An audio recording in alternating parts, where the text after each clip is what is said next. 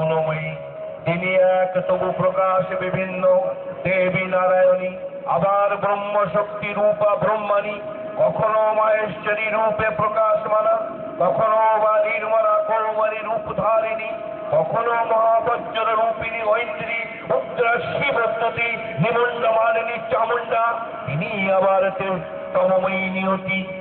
এই সর্বপ্রকাশমানা মহাশক্তি পরমা প্রকৃতির আবির্ভাব হবে, সপ্তলোক তাই আনন্দমগ্ন।